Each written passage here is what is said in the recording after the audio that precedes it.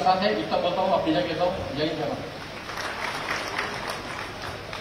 Hello, यानंतर माननीय आमदार संदीप भैया क्षीरसागर साहेब,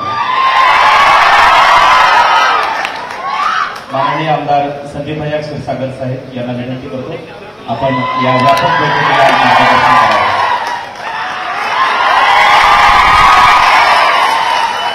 आदरणीय दादांना माझ्यातर्फे आपल्या सर्वांतर्फे मनापासून खूप खूप शुभेच्छा। आज मुंडे कुटुंबियाला न्याय देण्यासाठी आपण सर्वजण दादांच्या आदेशावरून इथं जमलेलो आहोत। दादा, आपल्यावरती आम्हाला सर्वांना अभिमान आहे। मराठा समाजासाठी आपण रस्त्यावरती उतरतात, जीवाची काळजी न करता अहोरात्र उपवास करतात, पण आज आम्हाला अभिमान ह्याचा वाटतोय दादा की एक ओबीसी कुटुंबासाठी आपण आज रस्त्यावरती आणि त्यांना न्याय देण्यासाठी उतरतो। दादा, मसाजोगच्या प्रकरणामध्ये आपण जर रस्त्यावरती उतरलो नसते तर त्या दिवशी गुन्हा दाखल झाला नसता, आणि आपल्या सूचनेवरून जे आपण आंदोलन केलं, फक्त बीड जिल्हा नाही तर महाराष्ट्रात ती सर्व जनता ही रस्त्यावरती उतरली।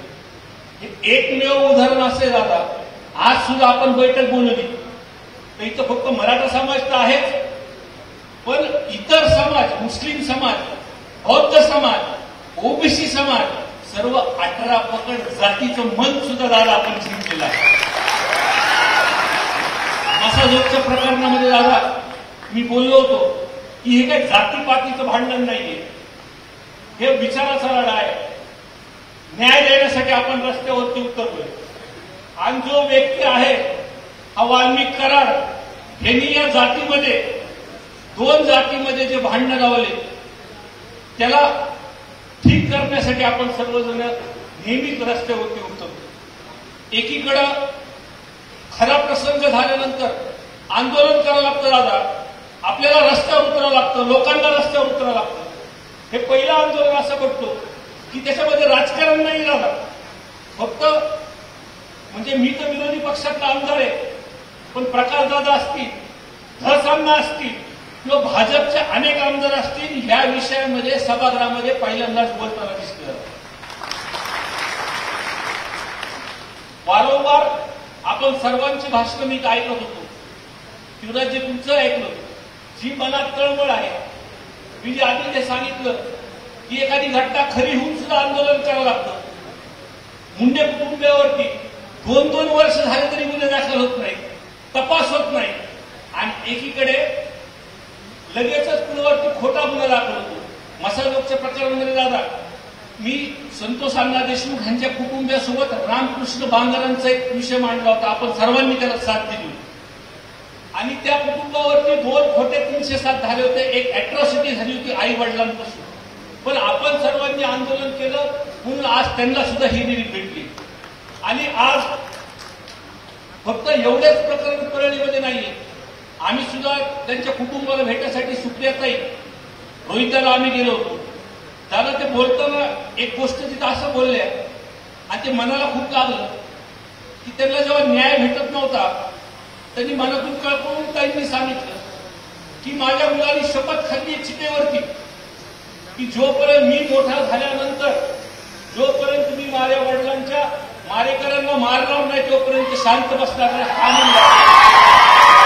त्याच्यामध्ये मुख्य गोष्ट अशी आहे दादा की हे जे परळी पॅटर्न आहे, सुडाचं राजकारण, म्हणजे संदीप दिवळेपासून किशोर फडपर्यंत, आणि झाल्यानंतर मोकाट गुन्हेगार सुटतात, आणि एखादा गुन्हा झाल्यानंतर सुद्धा सर त्याला आंदोलन करण्यासाठी आपल्याला रस्त्यावर उतरावं लागतं। पण दादा निश्चितपणे आज विश्वास आहे की आपण या सरकारला बोलल्यानंतर खऱ्या अर्थाने जर बघितलं, मी मागेही बोललो होतो की हे जे प्रशासन खाली आहे, ज्या काही बदली वरिष्ठ अधिकाऱ्यांच्या झाल्यात ते त्यांच्या पद्धतीने तत्परतेचं काम करतात, पण जे वाल्मिक कराडच्या माध्यमातून जे अधिकारी बीड जिल्ह्यामध्ये आणलेत दादा, ते अजून तशाच्या तसेच।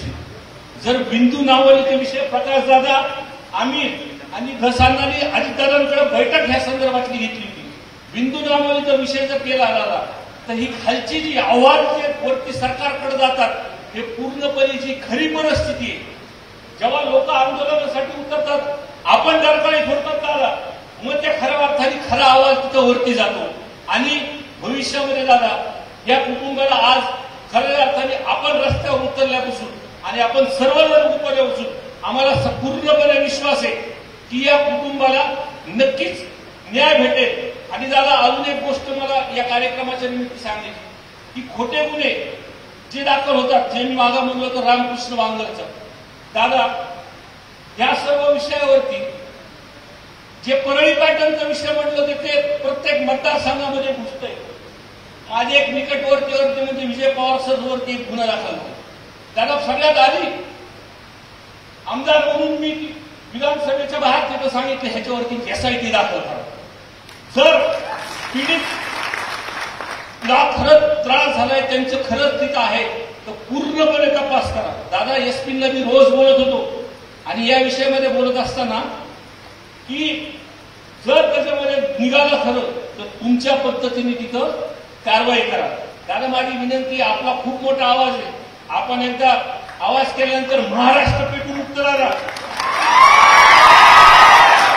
या विषयामध्ये सुद्धा दादा पवार सरच्या कोचिंग क्लासेस आणि स्कूलमध्ये 400 कॅमेरे आणि व्हिडिओ रेकॉर्डिंग दादा जे काही स्टेटमेंट आले त्याच्यामध्ये असं सांगितलं की 15 दिवसानंतर ते डिलीट होतं. पण फॉरेन्सिक लॅब भारतात 2 आहे आणि त्या फॉरेन्सिक लॅबमध्ये जेव्हापासून आपण कॅमेरे लावतो तेव्हापासून तर 3-4 वर्षाचं रेकॉर्ड त्याच्यामध्ये निघतं. दादा जर ह्याच्यामध्ये आमच्यावरती जे आरोप केले आम्ही जर दोषी असलो तर आम्हाला सुद्धा तुम्ही 8 टाका. पण हे जे खोटे गुन्हे होतात आणि जे खरे गुन्हे होतात त्याच्यावरती आपण सर्वजण ताकदीने या कुटुंबासोबत राहू. एवढंच या ठिकाणी सांगतो. मला बोलण्याची संधी दिली त्याबद्दल सर्वांचे मी आभार मानतो. धन्यवाद भाईसाहेब, धन्यवाद. यानंतर माननीय आमदार श्री प्रकाशदादा सोळंके साहेब यांना मी विनंती करतो या प्रसंगी आपण मनोगत व्यक्त करा. दादांना विनंती, आपण मंचावर यावं. माननीय प्रकाशदादा सोळंके साहेब. या बैठकीसाठी व्यासपीठावर उपस्थित असलेले संघर्ष योद्धा सन्माननीय मनोज दादा जरांगे पाटील आणि महादेव मुंडे कुटुंबियाला न्याय देण्यासाठी बीड जिल्ह्याच्या कानाकोपऱ्यातून आलेले सर्व बंधू भगिनी आणि तरुण मित्रांनो, सर्वप्रथम मी वाढदिवसाच्या निमित्तानं मनोज दादा जरांगे यांना कोटी कोटी शुभेच्छा देतो. परमेश्वर चरणी प्रार्थना करतो की त्यांना उदंड आयुष्य, चांगलं आरोग्य लाभू द्या आणि त्यांच्या हातून त्यांनी जे काही प्रश्न हातामध्ये घेतलेले त्याची म्हणजे मराठ्यांच्या आरक्षणाचा हा लढा यशस्वी होऊ द्या एवढी परमेश्वर चरणी प्रार्थना. या बैठकीच्या निमित्तानं मला एवढंच सांगायचं आहे की आज बीड जिल्ह्यामध्ये जसं आपण स्वर्गीय संतोष देशमुख यांना न्याय देण्यासाठी रस्त्यावरती आलो आणि निश्चितपणानं सरकारला त्याची दखल घ्यावी लागली. आज बरेचसे आरोपी हे गजाआड झालेले आणि न्याय प्रक्रिया चालू आहे. तशाच पद्धतीनं स्वर्गीय महादेव मुंडे यांना न्याय मिळावा. आज 21 महिन्यानंतर त्यांचे मारेकरी पोलिसांना सापडत नाही, हे खरोखरच मोठी दुर्दैवाची गोष्ट आहे. पोलीस प्रशासनाची मान खाली जावी अशी गोष्ट आहे आणि म्हणून निश्चितपणानं आता काल मुख्यमंत्र्यांनी एसआयटीची घोषणा केलेली आहे. कुटुंबियाच्या मागणीप्रमाणे अधिकारी नेमलेले. मला असं वाटतं की निश्चितच या तपासामध्ये प्रगती होऊन खरे आरोपी जे काही आहेत ते गजाआड होतील. मी या निमित्तानं एवढीच ग्वाही देतो की मनोज दादा जसं ठरवतील या आंदोलनाची दिशा, जसा आदेश देतील त्याप्रमाणे निश्चितपणानं मी आणि माझे सर्व सहकारी या आदेशाप्रमाणे या आंदोलनामध्ये आम्ही सामील होऊ एवढं ग्वाही या निमित्तानं देतो. परत एकदा मनोज दादांना दीर्घ आयुष्याच्या शुभेच्छा देतो आणि थांबतो. जय हिंद, जय महाराष्ट्र. धन्यवाद दादा. यानंतर जे मान्यवर वक्ते भैयासाहेब आणि दादा दोघंही बोलले त्यांची मी माफी मागून थोडा प्रोटोकॉलमध्ये बदल होतोय संयोजन समितीकडून, त्याबद्दल क्षमस्व. यानंतर लुगडे महाराज हे परळीहून आलेले ते या ठिकाणी मनोगत व्यक्त करतील. महाराज थोडक्यात आपण या ठिकाणी मनोगत व्यक्त करायचं. दादा, मी लुगडे महाराज परळीच्या 7-8 वर्षांमध्ये धनंजय मुंडे आणि वाल्मिक कराडाच्या निर्गमनाच्या विरोधात सातत्याने आवाज उठवला. याच्या बदल्यामध्ये मला 3-4 केस माझ्यावर खोटे दाखल केल्या. 18 फेब्रुवारी 2019ला धनंजय मुंडेच्या लंघनाच्या विरोधामध्ये परळी बंद मी केली. सतीश भाऊ साक्षीदार आहेत. सतीश भाऊनं ऑफिस नव्हतं बंद केलं, पण माझ्या घोषणा बघून त्या ठिकाणी परळीतल्या जनतेला जे अन्याय अत्याचार चालू होता त्याला कुठेतरी वाचा फोडण्याचं काम त्या माध्यमातून झालं. दादा सातत्याने यांच्या लंघनाच्या विरोधामध्ये आवाज उठवला. माझी या तमाम या ऐतिहासिक बैठकीच्या माध्यमातून एकच परळीकर या नात्याने विनंती की परळीच्या भागामध्ये वाल्मिक कराड धनंजय मुंडेला, धनंजय मुंडे वाल्मिक कराडला विचारल्याशिवाय काहीच झालेलं नाही. म्हणून या सगळ्याच्या धागेद्वारे धनंजय मुंडेपर्यंत जाते.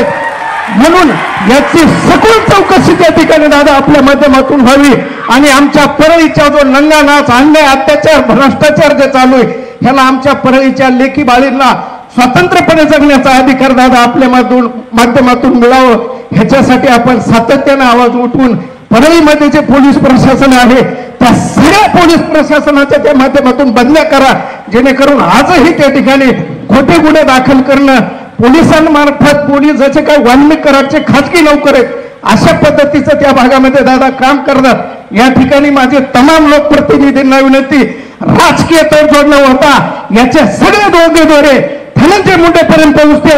म्हणून कोणालाही या ठिकाणी अभय न देता आमच्या परळीकरांना या ठिकाणी न्याय द्यावा एवढंच या ठिकाणी बोलतो. आणि जगातील सगळ्यात बलाढ्य आमच्या या नेत्याला उदंड आयुष्याच्या सदिच्छा देतो आणि थांबतो. मला बोलण्याची संधी दिली, मी दादा भैयासाहेबांची माफी मागून या ठिकाणी सर्वांचे आभार व्यक्त करतो. धन्यवाद. धन्यवाद. यानंतर माननीय स्वप्नील भैया गलदर या ठिकाणी मनोगत व्यक्त करतात. माननीय स्वप्नील